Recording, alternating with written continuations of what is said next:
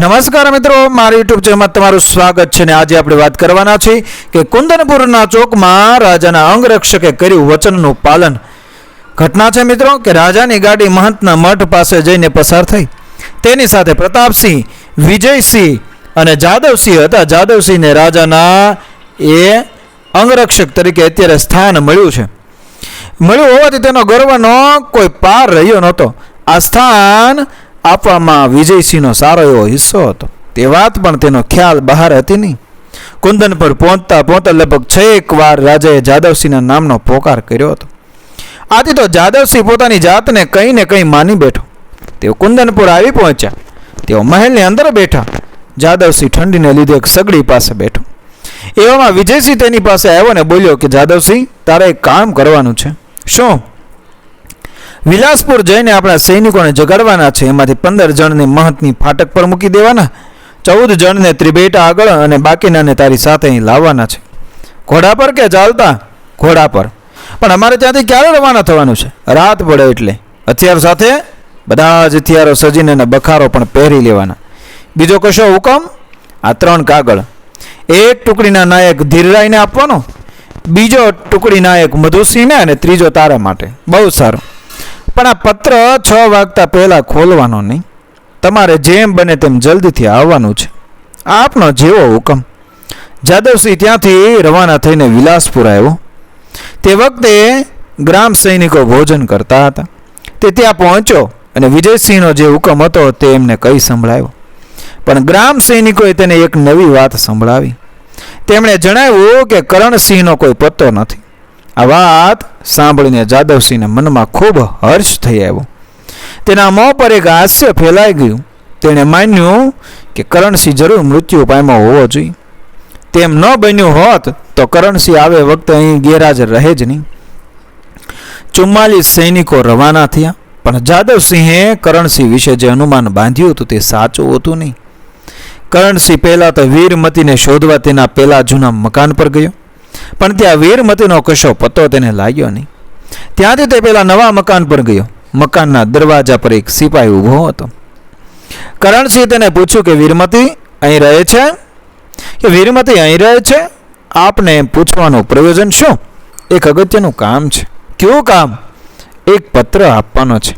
કોણે મોકલાવ્યો છે પત્ર? વિરંચીએ. લાવો મને જોવા દો. કરણસિંહે તેના હાથમાં પત્ર મૂક્યો. પેલા એ પત્ર જોઈને કહ્યું, આમાં લોહીના ડાઘા ક્યાંથી? વિરંચી ઘાયલ થઈને પડ્યા છે. ઓહો, એમ વાત છે. ઠીક, હવે તમારા પર મને વિશ્વાસ આવે છે. ખરી વાત એમ છે કે વીરમતી અત્યારે હાલ અહીં નથી. તો એ ક્યાં છે? મઠની પાસેના એક મકાનમાં. જે રસ્તો કુંદનપુર જાય છે એ રસ્તા પર એ મકાન આવેલું છે. વીરમતી આપને ત્યાં મળી શકશે. આપ ત્યાં જાઓ. કરણસિંહ આ માણસનો એ આભાર માન્યો.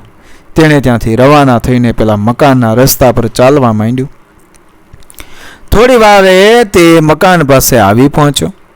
દરવાજા પર એક નોકર ઊભો હતો.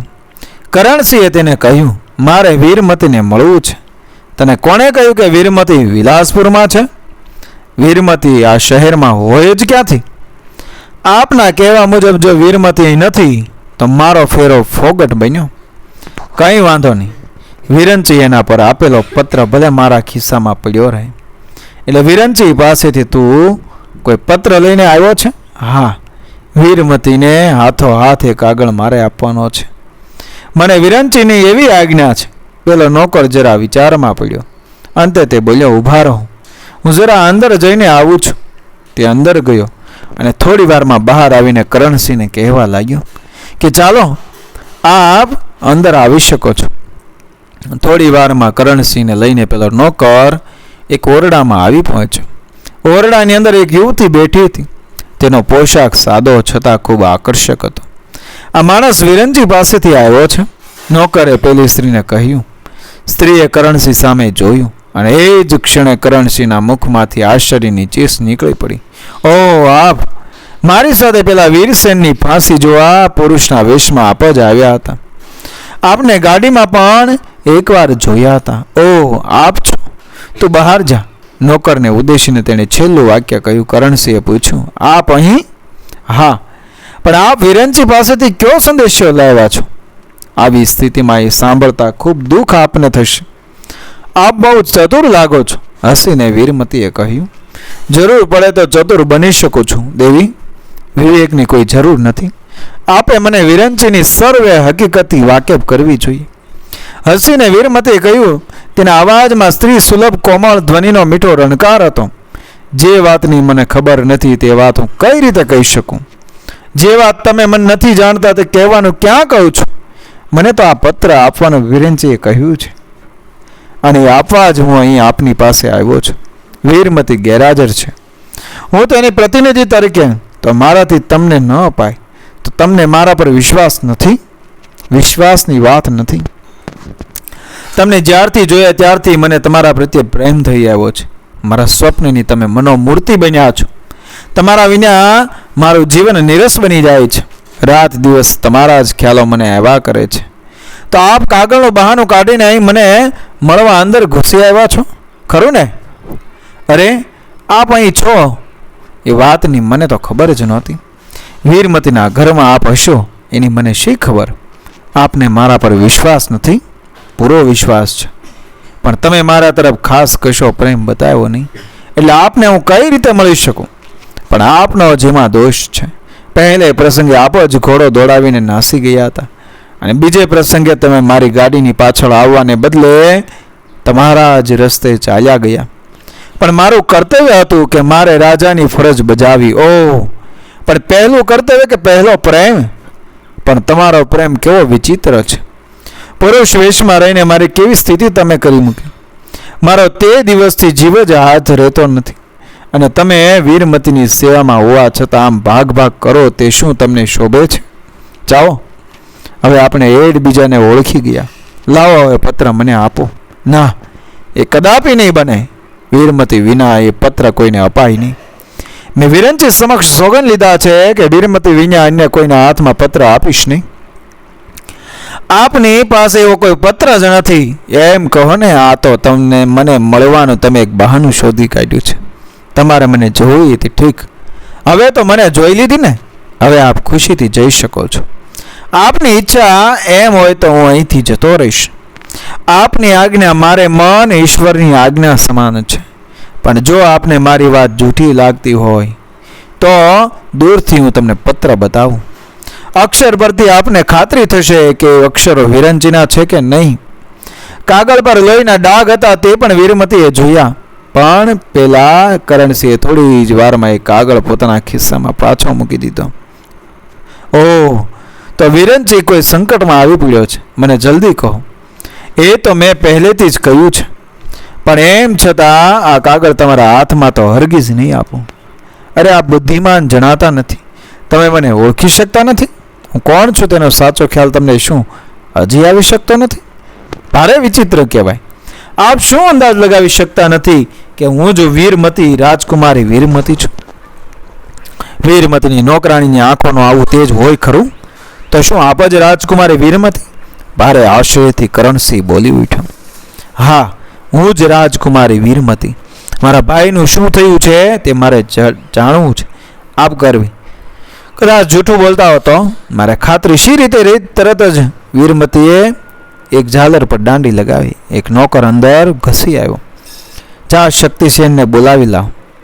થોડી વારમાં શક્તિસેન લાવ્યો અને બોલ્યો, રાજકુમારી વીરમતીનો શો આદેશ છે?